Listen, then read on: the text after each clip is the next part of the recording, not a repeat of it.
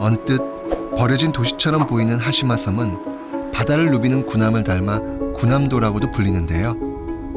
사실은 축구장 2개 크기의 인공섬입니다. 지하에는 개항 이후 일본 산업화를 지탱했던 탄광이 있었습니다.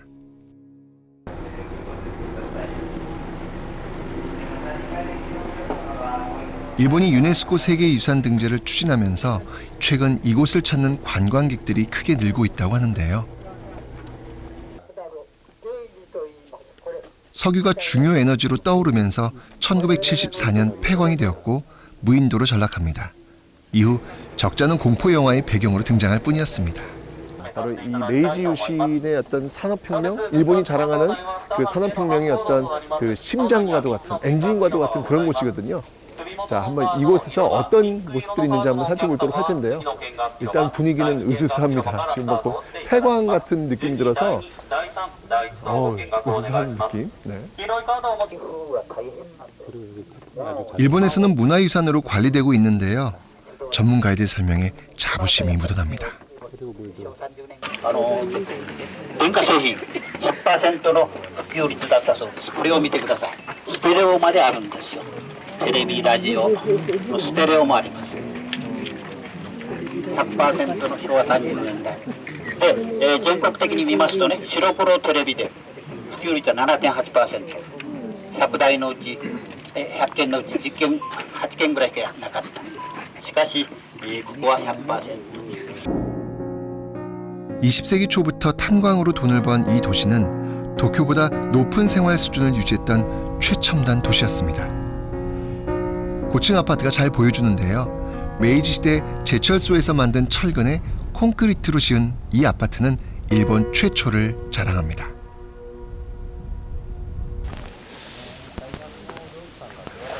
konnichiwa. こんにちは。来てみてどうですか？やっぱり海の中でこういった施設があるっていうのはやっぱり壮観な景色だとは思います。僕らとしては世界遺産に明治から昭和にかけて歴史があってこうやった施設ができているわけですから世界遺産になってくれた方がもちろんいいと思ってます。 일본인들의 자부심이 아주 이해가 안 가는 건 아닙니다. 하지만 진실을 다 알게 돼도 그럴까요? 일본의 근대화, 산업화에 쓰인 이곳의 그 어마어마한 양의 석탄은 누가 어떻게 캔 걸까요? 바로 조선을 비롯한 아시아 10여 개국 노동자들이었습니다.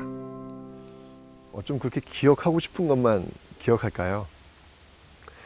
자, 이 메이지 유신은 일본을 아시아 최강의 반열에 올려놓았지만 시간이 지나면서 침략과 약탈의 밑거름이 됩니다.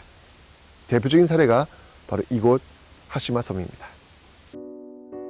깊이 1000km, 45도를 넘나드는 엄청난 열기 속에서 갱도의 중노동에 시달리다 보니 죽기도 많이 죽었습니다. 아파트에 살았던 일본 사람들과 달리 바닷물이 들어오는 지하에 살다 보니 태풍에 수상되기도 했다고 합니다.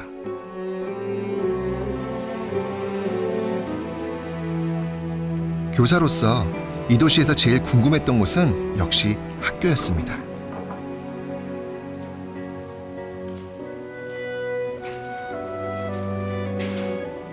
일본 사람들도 또 강제로 끌려왔던 노동자들도 아이들을 낳고 길렀겠죠. 섬 한쪽에는 일본 아이들이 공부했던 교실의 흔적이 남아 있었습니다.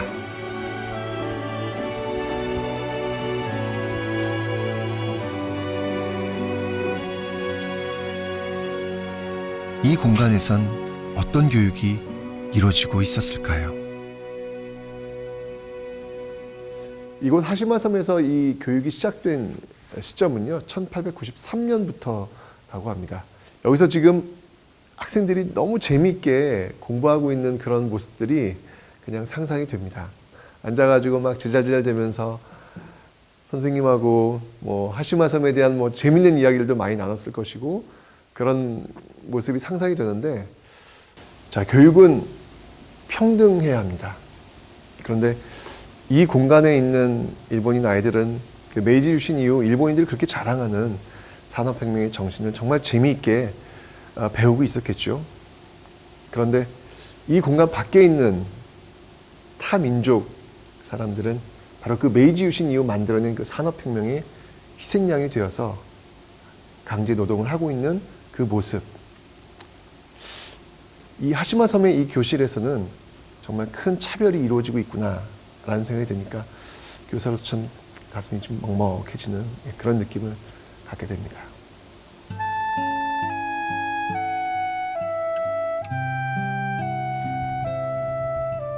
저 구름처럼 이 지옥선 밖으로 탈출하고 싶었던 사람들의 마음은 어땠을까요? 저 바다로 뛰어내렸던 사람들의 인생은 어디서 보상받아야 할까요?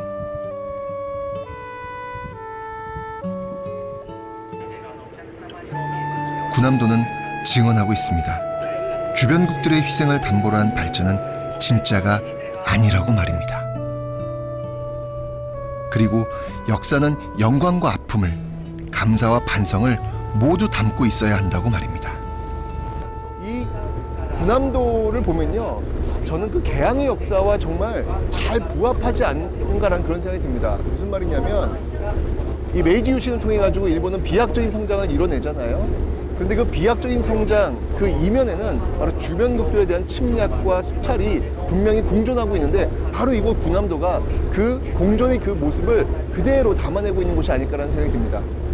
휘황찬란한 어떤 그런 모습들, 그 이면에 그 땅 속에 들어가고 있는 그 강제징용자들의 그 많은 아픔과 땀, 이런 것들이 그냥 하나로 지금 담겨져 있는 곳이 바로 이곳 군함도가 아닌가라는 생각을 하면서 저는 떠나고 있네요.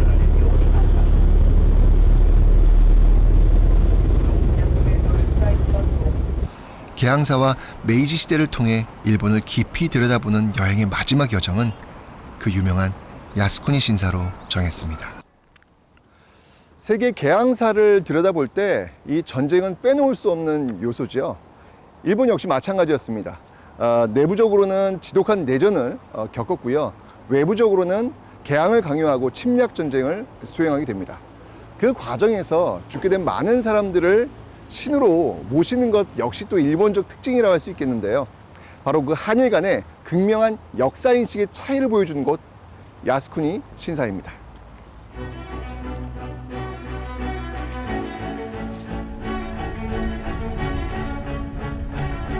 일본 최대 규모의 호국 신사 야스쿠니. 일본 정부는 국립묘지에 불과하다고 주장하는데도 주변국들은 왜 그토록 거부감을 갖고 있는 걸까요? 나라를 편안하게 한다는 이름과 달리 전쟁과 침략을 합리화하고 있기 때문입니다. 입구부터 확인할 수 있는데요. 일본 최초의 서양식 동상, 그 주인공은 일본 최초의 해군함대 설계자이자 근대 일본 군대의 창설자 오오무라 마스지로입니다. 메이지 유신과 일본의 팽창을 상징하는 인물이죠.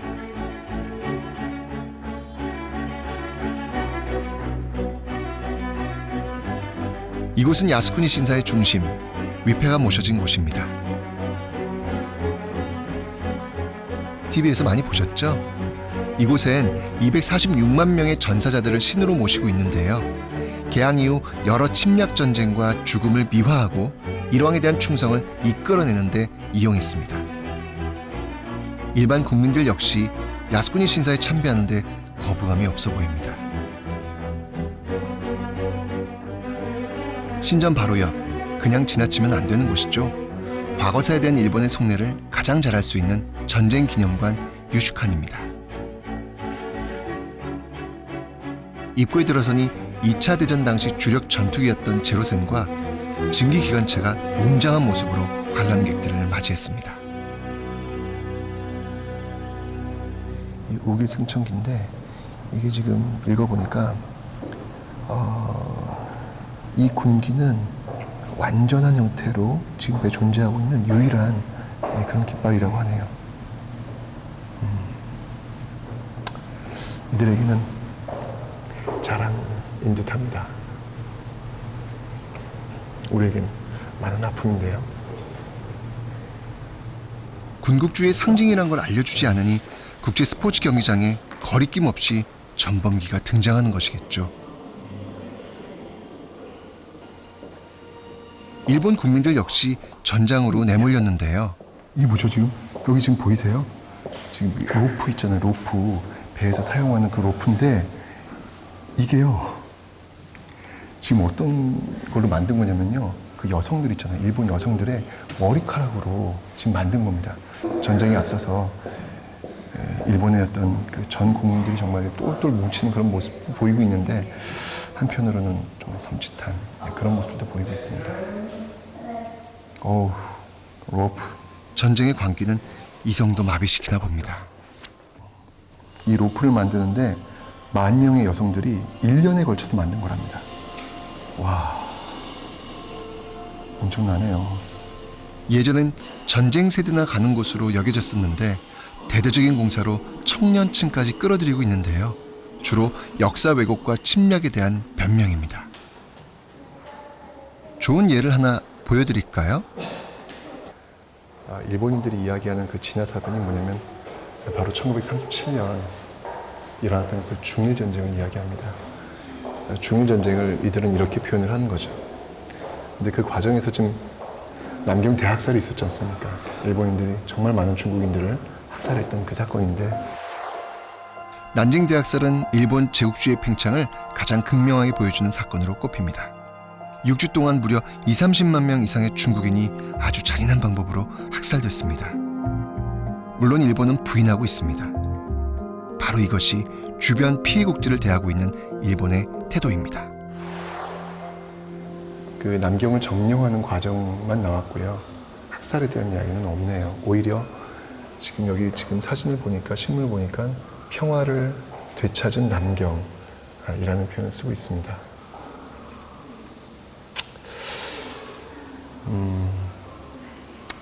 그냥 조금만이라도 전쟁에 대한 반성, 이건 뭐 일본이나 뭐 다른 나라를 떠나서 인간에 대한 기본적인 어떤 예의, 이런 모습들을 조금이라도 좀 볼 수 있었으면 하는 그 작은 희망을 갖고 지금 제가 이곳을 돌고 있는데요.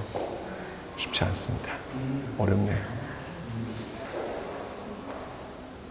다른 나라의 희생은 축소하거나 외면하면서 일본군 전사자들의 희생은 강조해 놓았는데요. 그래도 전쟁의 비극이 느껴져 마음이 무거웠습니다. 여기 그 편지 내용을 한번 보니까요. 아유, 마음이 너무 짠하네요. 어머니한테 편지 쓰는데 내일이면 아마 적과 만날지 모른답니다. 어떻게 보면 유서 아닐까요? 그런 내용을 지금 담고 있는 그런 편지를 보니까 마음이 또 착잡하네요. 전쟁 앞에 있는 한 인간의 모습. 일본은 사과를 충분히 했다고 하죠. 그러나 이곳을 둘러보면 그 사과가 얼마나 진정성 없는 것인지 알 수 있습니다. 반성도 평화에 대한 다짐도 없는 전쟁 기념관. 공포스럽기까지 했습니다. 심지어 전쟁의 원인조차도 다른 나라에 돌리고 있습니다.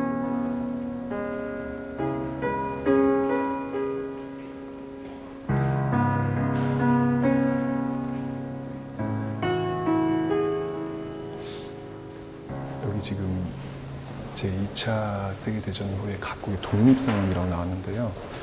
여기가 지금 마지막 실인데 좀 읽어볼까요? 일로 전쟁의 승리는 세계 그 아시아 그 인민들의 독립의 꿈을 생각하게 했다. 그러니까 러일 전쟁을 통해서 식민지 국가들이 독립을 꿈꾸었고, 그리고 그 밑에 보면 아시아 민족의 독립이 현실이 된 것은 바로 대동아 전쟁 이후였다. 이렇게 나오고 있거든요. 야, 그러니까 이건 지금 각국 아시아 그 국가들의 독립은 바로 대동아 전쟁으로 인한 수혜였다. 뭐 이런 식으로 지금 서술이 되어 있네요. 요새 교과서 왜곡 문제로 논란이 많은데요. 일본 청소년들이 이런 논리로 아시아의 역사를 배운다면 다음 세대에도 건강한 한일 관계는 요원하겠다라는 무서운 생각이 들었습니다. 진실을 왜곡하고 전쟁미와 일색인 전시문을 보고 난 평범한 시민들 반응이 궁금했습니다. 과거에 우리나라가 행했던 그런 모습들에 대해서 생각을 해보는데 침략의 정의가 무엇인가 라고 지금 글을 적고 있네요. 일본이 패전국가가 되었기 때문에 침략을 한 나라로 규정된 건 아닌가 라는 이런 글을 보면서 저는 정말 좀 충격이었습니다. 야스쿠니 신사를 한 바퀴 돌면 일본인들은 이렇게 적을 수밖에 없겠구나 라는 생각이 듭니다. 그래서 이곳 야스쿠니 신사는 어떤 추도의 어떤 기념관으로 국한되는 게 아니라 이렇게 교육의 장으로 활용되고 있다.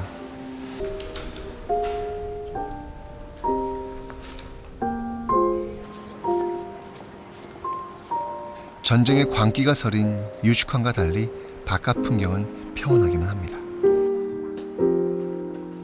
야스쿠니 신사 앞에서 참배하는 일반 시민들의 모습도 평범해 보였습니다. 야스쿠니 신사 안에서 만나게 되는 평범한 사람들의 소박한 소원.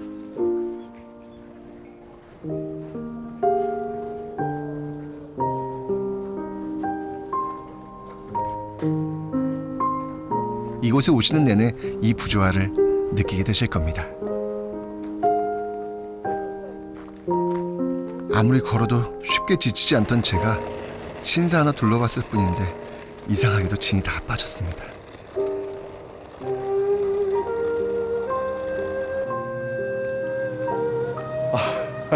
힘드네요.